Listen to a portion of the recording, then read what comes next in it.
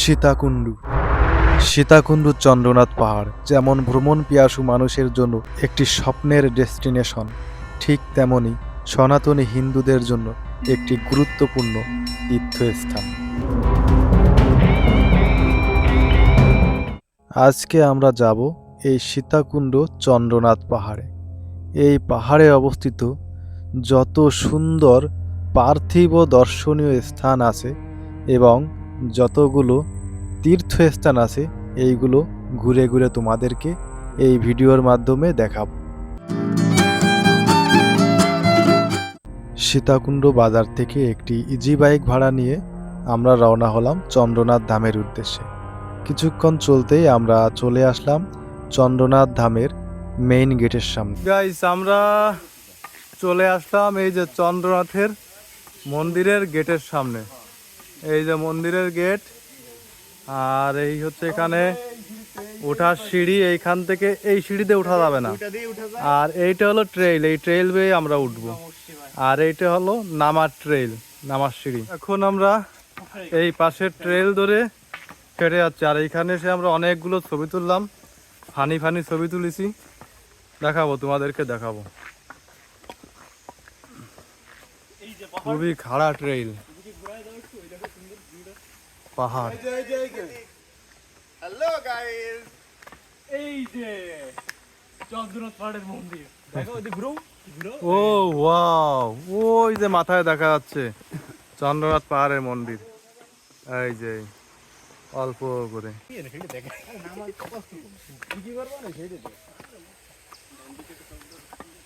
জোরে হাঁটো, জোরে হাঁটো।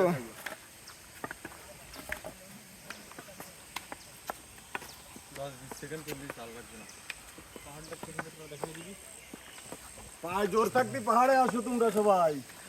পাহাড় জোর কমে গেলে আর পাহাড়ে কি কয় হাফিজ ভাই, কি কয় একটু বলেন আপনি। পাহাড় জোর থাকতে সবাইকে পাহাড়ে আসা উচিত। এই যে হাফিজ ভাই দুই হাত দিয়ে ভর দিয়ে উঠতেছে। আসলে যৌবন থাকতে যৌবনকে কাজে লাগাতে হবে। বৃদ্ধ বয়সে এখানে এসে কোনো লাভ হবে না। তখন এই যে দুই হাত দিয়ে কুজো দিয়ে তাও উঠে যাওয়া যাবে না। তখন শুধু আফসোস করতে হবে যে কেন যে যৌবন বয়সে একটু ভ্রমণ করলাম না, কেন যে একটু ঘুরলাম না। উঠিতে ট্রেল বানায় নিছে। এইখানে কিছুদূর উঠেই একটি মন্দির দেখতে পেলাম। পরবর্তীতে জানতে পারলাম এই মন্দিরটির নাম হচ্ছে সোমনাথ মন্দির। এটা কি মন্দির আঙ্কেল? এটা সোমনাথ মন্দির। সোমনাথ মন্দির।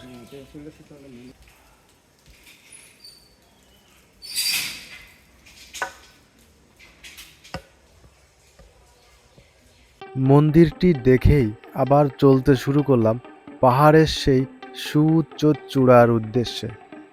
এখান থেকে পাহাড়ের মজা নিচ্ছে আমার ভাগ্নে নীলমণি। হাফিজ ভাই এখনই আফরায় গেছে, মনোবল কম। হ্যাঁ, আমরা কোথায় যাবো? এরকম বদনাম করছেন। আচ্ছা, দেখা যাবে। হাফিজ ভাই, পাহাড়ি কলা খাতে হবে, পাহাড়ি ছাড়া আর কি। কলা খাতে হবে, কলা, কলা খালি এনার্জি আসবে।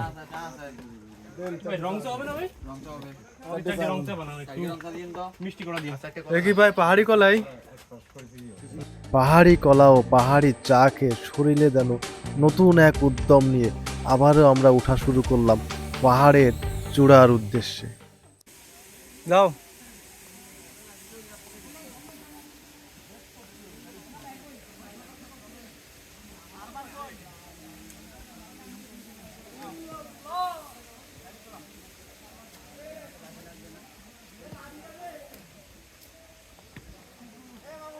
ও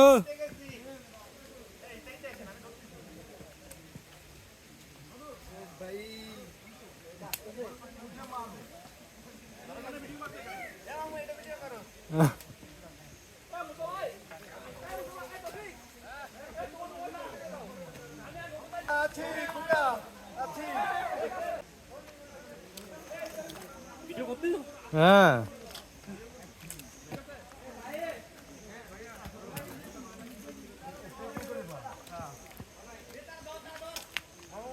হুম, যাও।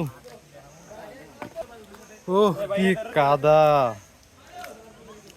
এইটুকুই হলো মজার ট্রেল, বুঝলেন হাফিজ ভাই? টাকা উসুল হয়ে গেছে, টাকা উসুল হয়ে গেছে। আহ, জুতো কি হাতে নেবো না? আরে কি জুতো হাতে নেবো? আমার এইটাই খুব মজা হচ্ছে। হ্যাঁ, একনে যাও। হ্যাঁ,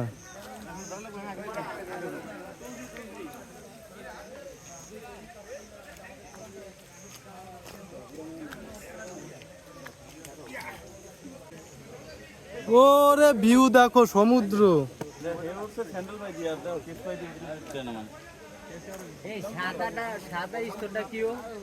ওটা মেঘ। হাফিজ ভাই দেখেন সমুদ্র। ও, জীবন অপূর্ণ থেকে যেত। হ্যাঁ,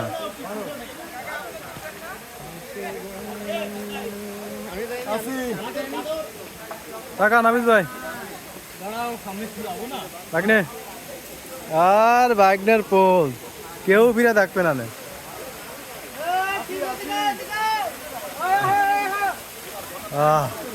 এইখানে পাওটা ভিজে তো সেই মজা, ঠান্ডা। সেই যান।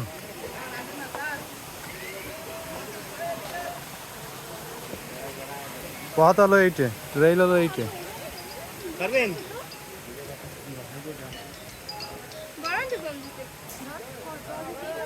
বাবু কই? ওরে বাবু পথ খুঁজে বাবা নেই।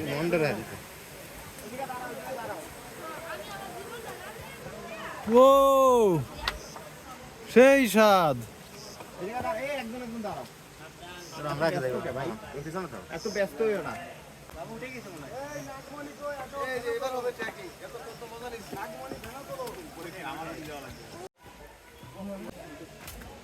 কষ্ট না, এটা তো একটা মজা। ধরবেন নাকি?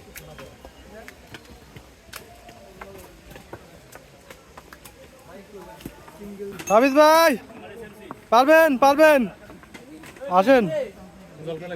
বাহারুল ভাই কই? এই না বাহারুল ভাই। এ বাহারুল ভাই। সবাই আমরা ঘামে গেছি, সবাই সবাই একেবারে পরিশ্রান্ত। এখন একটু আমরা রেস্ট নিয়ে নিচ্ছি। আর এই পাহাড়ে আসলে জল খেতেই হবে, জল খাওয়া মাস্ট। জয় বজরং বলি। জয় বজরং বলি।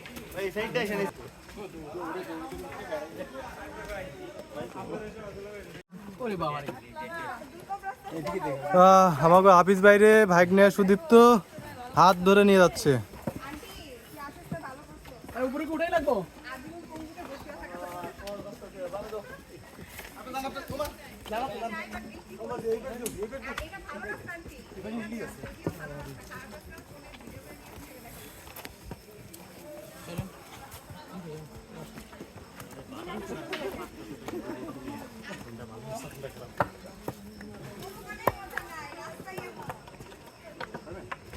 রিয়েল ট্র্যাকিং ভাগ্নে, একেবারে রিয়েল ট্র্যাকিং।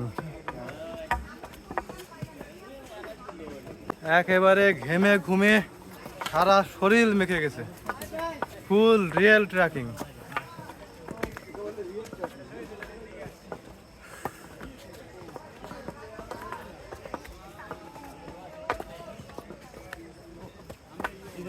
শত কষ্ট ও দুর্গম পথ পার করে যখন পাহাড়ে এসে এরকম ভিউ পাই, আসলে মনটা জুড়িয়ে যায়।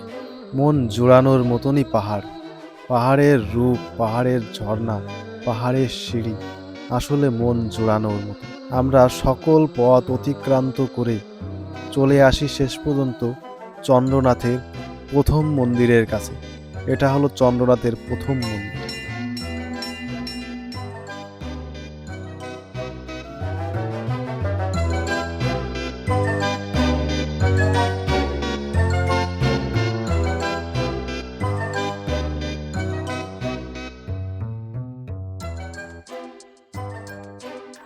এই যে মন্দিরটি দেখতে পাচ্ছেন এইটি হলো চন্দ্রনাথের প্রথম মন্দির।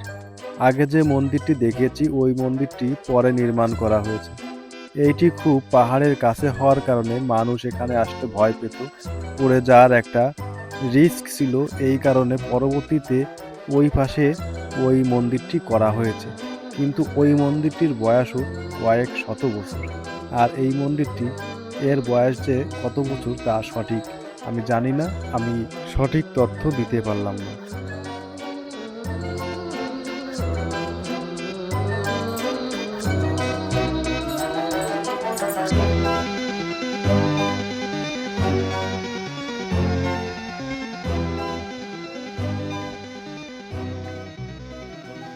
তো বন্ধুরা, এই ভিডিওতে আজ এখান থেকেই বিদায় নিচ্ছি।